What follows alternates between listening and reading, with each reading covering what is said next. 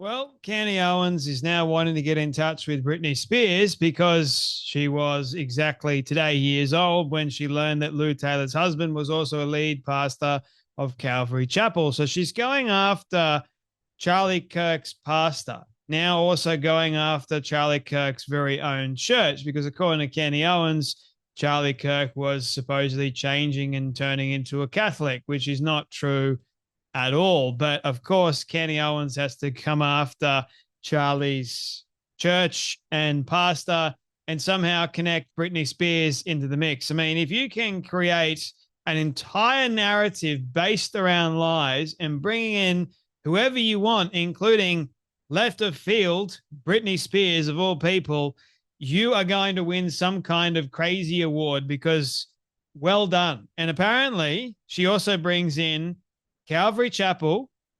It supposedly brings us back to the government and MK Ultra. Who knew, right? So you've got loads of people that are agreeing with Candy Owens. And over the weekend, there was a joke from the Babylon Bee about Megyn Kelly turning off her pager. That got deleted, which, to be honest with you, I think it would have shown a little bit more courage to keep it up, considering the fact that Megyn Kelly herself has told people that were, can I say victim to the pager joke to get over it.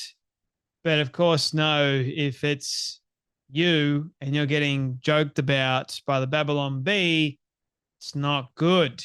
So Megyn Kelly shared it and goes, WTF, Seth Dillon, which is still up, by the way. She hasn't addressed anything.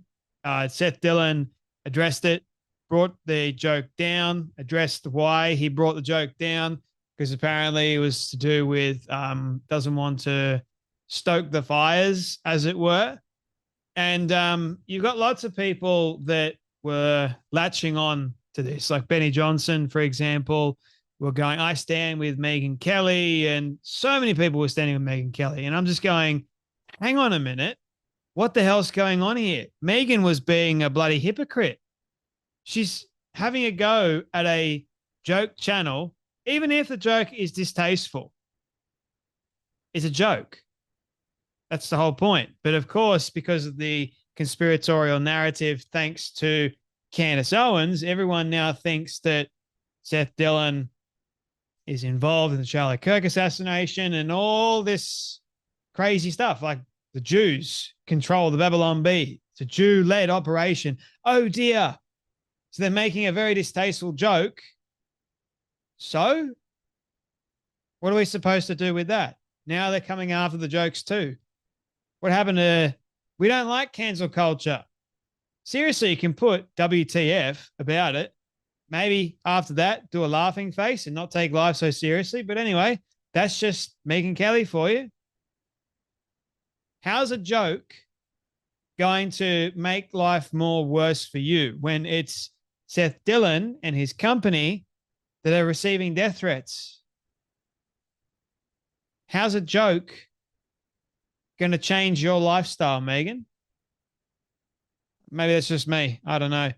But there's people on the woke right, and this person says the woke right targeting Megyn Kelly is an eye-opener. She doesn't even say anything bad. Yes, she does. Her crime is refusing to condemn people like she's the internet cop. Well, she'll say she's not the internet cop, or she doesn't control the internet, but then again proceeds to control the internet and tell us, well, Ben Shapiro lied about Candace Owens, saying that she's been accusing Erica Kirk of killing Charlie Kirk, which is all true. But of course, Megyn Kelly doesn't police the internet, does she? You'll be destroyed if you do not submit to the DEI orthodoxy on one specific issue. This is Black Lives Matter all over again. No, wrong. Megyn Kelly is condemning Mark Levin and Ben Shapiro. She's accusing Candace monstrous BS by Candace's monstrous BS by calling her a young mother, and Tucker's platforming of a literal neo-Nazi by calling him her friend. She has chosen her side, and she will be criticized accordingly. So you can't criticize anyone now that you disagree with. because they will claim, oh, it's cancel culture. No, it's not. And one person that I love his take on these sorts of matters is Brandon Tatum. Brandon can see all this stuff that's going on and has a common sense approach. Was actually friends with Charlie Kirk. And if you are friends with Charlie Kirk, why in the world would you try and destroy his legacy if you say that you're friends with Charlie Kirk? Like, why in the world would you stick up for people that are platforming neo-Nazis and trying to destroy MAGA and the actual conservative base to replace it with something else? Why in the world would you call yourself a friend of Charlie Kirk if that's the case? Because you knew nothing about Charlie. Anyway, have a watch of this. We put this to rest, ladies and gentlemen. Tim, we put it to rest. Erica Kirk said that she believed they have a great team in Kesh Patel and the FBI. She believed that Tyler Robinson killed her husband. And at his memorial service, she said she forgive him. Can you shut the front door about all these conspiracies around Charlie Kirk's death? She said it out of her own mouth. If you don't know anything about investigations, the FBI will disclose their findings to the spouse, to the next of kin. She knows what evidence they have and what they don't have. Can you shut up until the trial? Let me say this again else. If you want to evaluate who is being reasonable in this, who's not being reasonable, who's acting in good faith and who's not acting in good faith. If you fix your mouth to say that you cared about Charlie Kirk at all, I don't care if you claim you were his best friend or you claim that you liked him from watching him on social media, you went to a debate or whatever. If you make the claim that you actually care about Charlie Kirk, there's a truth and a lie to it. You either care or you really don't. If you say you care, this is how you know somebody really don't care. Why would you hurt people he loved? Do you not think that Charlie loved Mikey McCoy? His what they call deputy director or whatever you call him, chief of staff, his right-hand man. He went everywhere with Mikey. I never saw Charlie without Mikey for like the last 6 years. If Charlie was alive, do you think he'll be okay with somebody getting Mikey death threats? What world are we living in, bruh? You think that Charlie Kirk would want you to be bashing Turning Point USA? To be criticizing Turning Point USA to the point in which they become illegitimate? Do you think Charlie Kirk, if he was still alive, would be okay with somebody saying they're going to destroy Turning Point USA or they're effing Turning Point USA? You think Charlie would be okay with that? If you claim you love Charlie, you would not hurt the people he loved. You would not hurt them. And if you claim to love Charlie, your loyalty will be in the area that he was. You saying you support Joseph Stalin and you are a Hitler fan and that you say the N-word every time you open your mouth on your shows and you bash women and you do this and you say you were effing Turning Point USA. He said it. I'm effing Turning Point USA and I've been effing it and I've taken over Turning Point. I'm going to tear it all down. You ain't like us.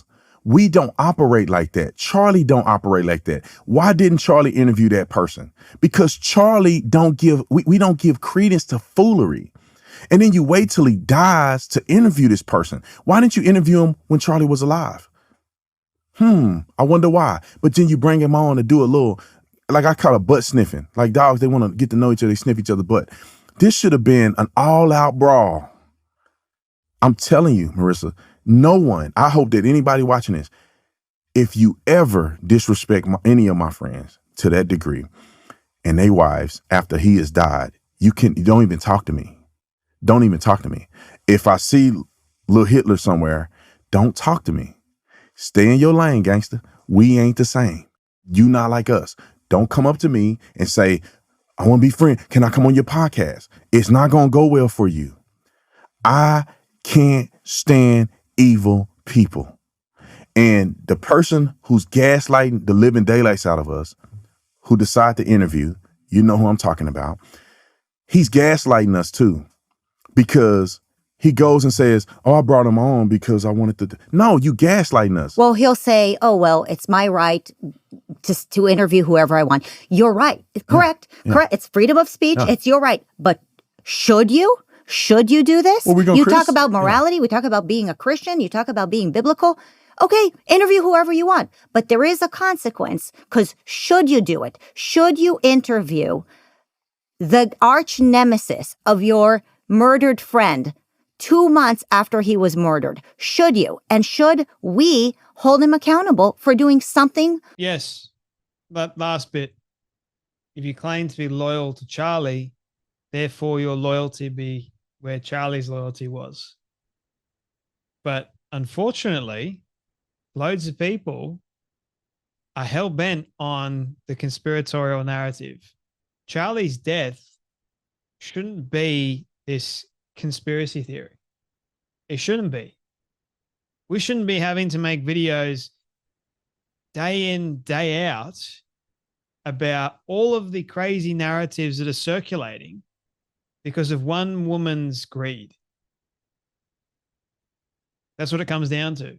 It comes down to Candace Owens seeking a financial incentive over Charlie's death. That's how she got to number one. How else do you explain her going after Charlie's pastor, the organization, his wife, best friend? How else do you explain this? And how else do you explain so many people that claim to love Charlie that are refusing to call out Candace Owens? And those that do get vehemently attacked by Candace. Ali Stuckey got attacked by Candace.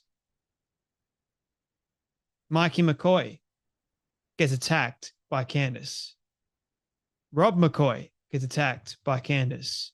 Seth Dillon gets attacked by Candace. I can name countless names. It's just one after the other.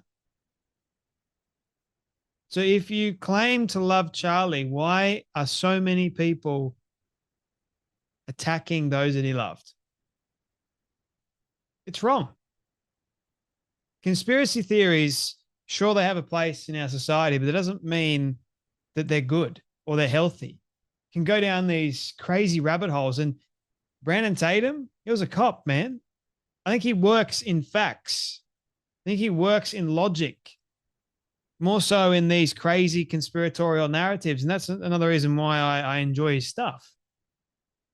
But anyone that decides to have courage, and we've chosen a side, anyone that has courage now and speaks out against Candace and against all of her dingbat posse, anyone that does that, you're labeled as you get targeted next. It's insane. And it needs to stop. It really does, before it gets worse. Anyway, that's enough from me, but you guys take care, be blessed, and I'll see you all in the next video.